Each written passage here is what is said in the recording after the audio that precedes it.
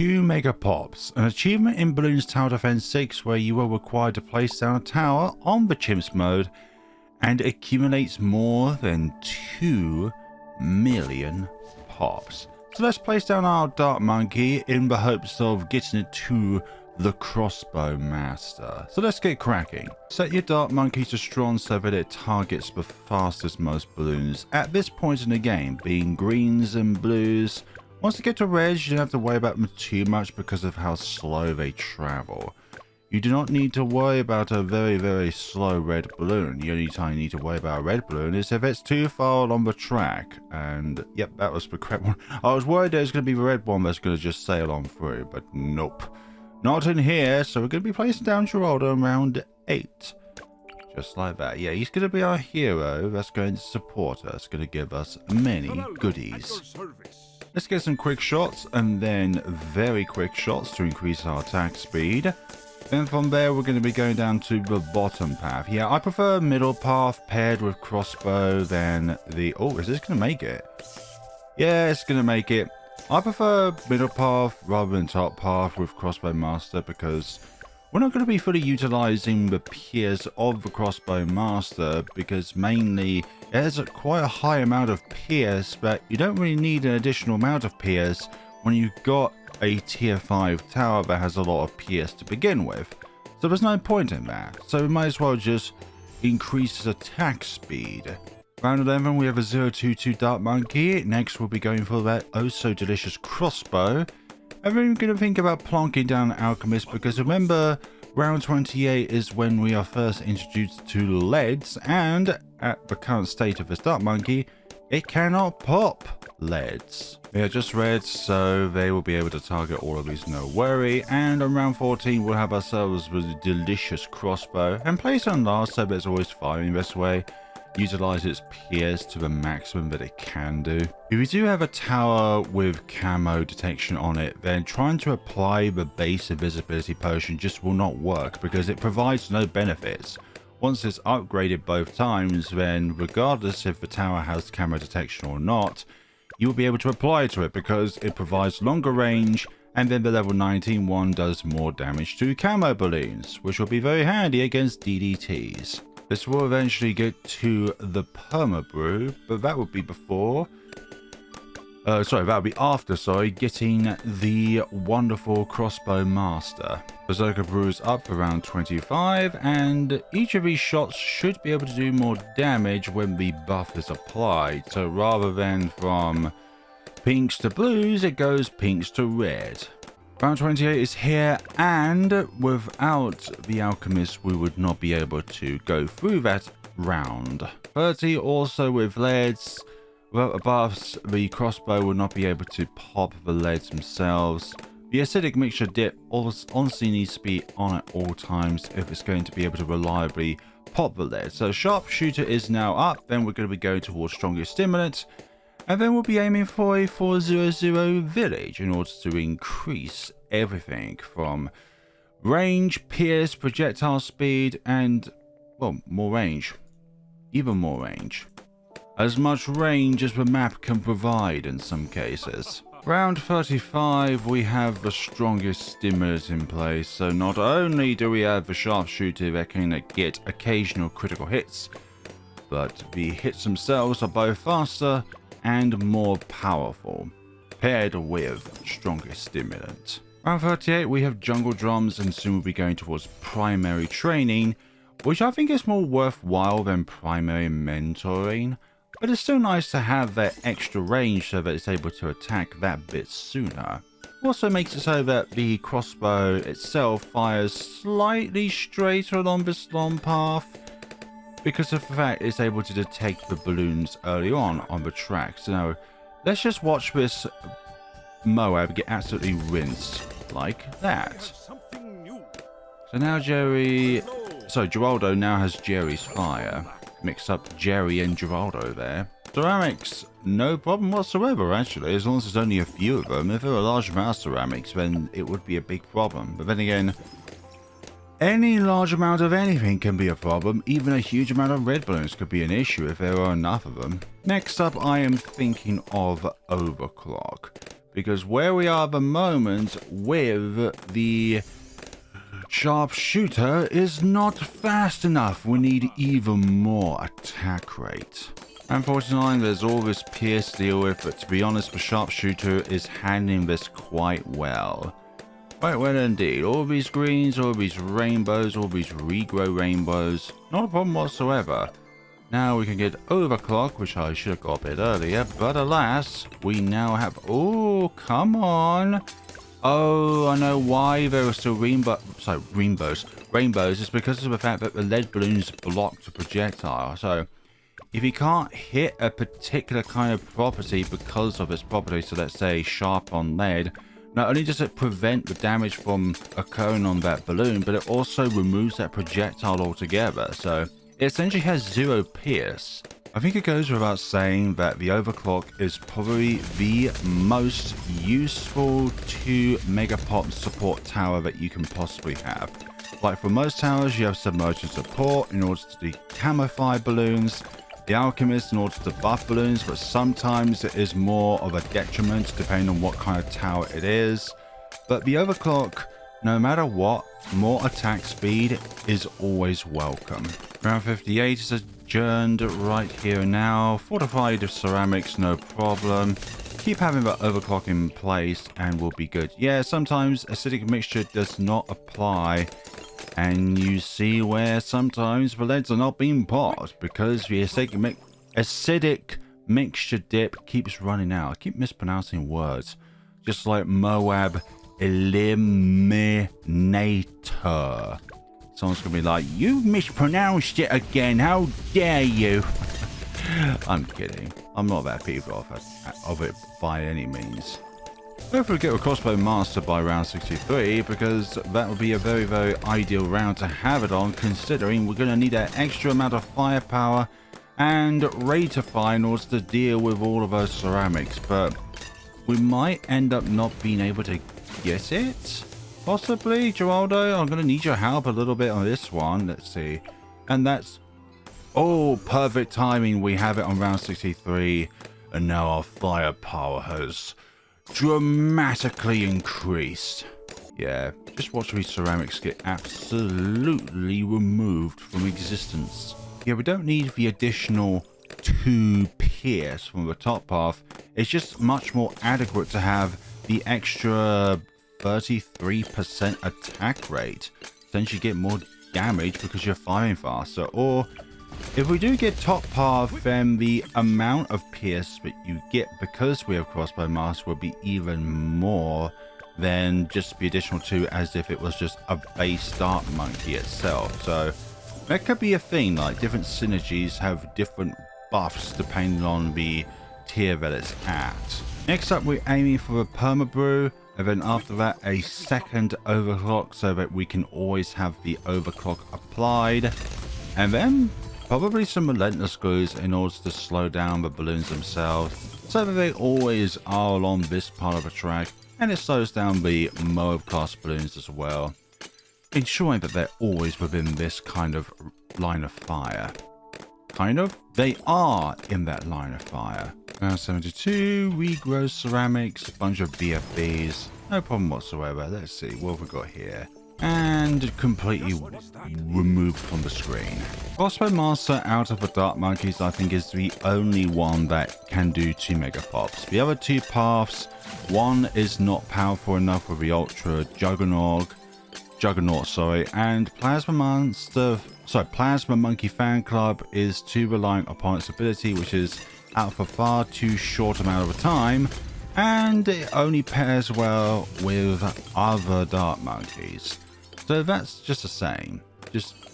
If it's a upgrade that relies on other towers in order to fully utilize its benefits, then it's not worth getting it if you're looking for 2 Megapops because you're not able to get to that point. Round 78, a huge bunch of ceramics are coming out and handling it sort of. Yeah, it'll be able to do it. It will be able to do it. You see, it caught the cross end of that. Freshly applied overclock. Let's see what it does to this lot of ceramics. Just like that. The ZOMG has first arrived to the scene. But alas, you have no chance against my Crossbow Master. Obviously with Overclock and stronger stimulants. But at some point will be the Perma brew, which will ensure that these two benefits are permanent, rather than just temporary. This is why I prefer very quick shots over the top path. We're able to fire out many more crossbows, and we don't need the extra pierce. 84 is just absolutely deleting these BFBs. They've got no chance against the Crossbow Master. I think once they get fortified, then that will be when we have to kind of worry a little bit. So we are 2k away from the Perma brew, which will enable us. Actually, I'm going to put this on first, just so that it clears up all of these ones bit by bit. Sometimes you just want to divide and conquer rather than trying to deal with all of them at the same time, especially when they're very slow like this, because it means that the insides are forced to go at the speed of the parent balloon. Also, I forgot now we have Perma brew money, so the benefits are now permanent. You don't have to worry about it going off at any given point in time. And also the Crossbow Master by itself by default can pop leads, which is a very nice feature to have actually. Look at all those crits. I guarantee it's like every single time. But maybe I'm just hallucinating. Let's see. Put it on first so that it always targets the first most, and then put it back on last. Put it on last, and if you feel like they're going to escape in huge quantities, then put it on first. Because this is also a good angle in order to pop these. Like, in hindsight, it'd probably be even better to put the Dark Monkey here so that it covers both this vertical track and then this horizontal track as well. But with here, you're able to shoot that slightly bit more quickly. Or sorry, initially shoot that a bit more quickly. Not as in like a potential spot on the track enables you to fire faster. That's not what I meant. 89 is coming to a close, so now we gotta think about other things like a second overclock, possibly one or two relentless glues to slow down the balloons. Let's see, DDTs, not a problem whatsoever. But yeah, let's put some Jerry's Fire now on the Crossbow Master, and now we don't have to worry about that anymore. Also, someone told me a very interesting fact about the upgraded Jerry's Fire where it deals bonus damage. Not only is the color slightly different, I never realized this initially, but the upgraded one also has a tail as well, which is a nice indicator as well, and also a nice bit of detail. Really makes it a really mischievous little jack-o'-lantern fire breathing sort of thing. Now that we have two overclocks in place, I'm going to time it so that it's like as close to 50% as possible, so that we always have an overclock going, because it's pointless to put down both overclocks at the same time because they don't stack. Like, you have to time it so that it always has that overclock feature, but overclocks don't stack with other overclocks. It just means that it's able to continuously have the benefits of overclock. So we're kind of struggling a little bit here. Let's put it on first. Oh yeah, we are kind of struggling. These are making it quite far along the track, so we need some additional support if we're going to survive this. And I'm thinking of a Sabo in case things get hairy. Put them there. And then I'm also, oh, we summoned that quite late actually, that's quite bad. Also going to think about getting a, this isn't for the Dark Monkey because it automatically detects camo balloons, but this is going to be for the Relentless Glue. So get radar scanner on the 400 village up to a 420, and then actually also as well primary mentoring is quite handy when it comes to upgrades and stuff like that. Okay, so we're going to use the Ninja Sabo to decrease the speed and all that. And is it going to be able to do all this? I think so. I believe so. Jerry's Fire is helping out as well. Let's see, the last of those pesky ceramics. Let's see, apply the overclock again. Round 96, so let's do that. Also, when a glued balloon is popped, once we get Relentless Glue, we'll be stunned, which is excellent to have. So Only use the balloon sabo in an emergency situation where I feel like a balloon is going to be too powerful in order for us to deal with it. We don't need the Moab Eliminator in order to claw down the health of the bad in order for the chosen tower of choice to be able to do the rest of the work. Let's see. Around 97. Let's put down these two creepy idols here and here. Then we'll put the remaining lot. Oh, actually, I'm going to put that on there just so that you get that bit more extra range. And we apply that quite late as well, but no worries. I'm going to put you on first. You always target the first most balloon.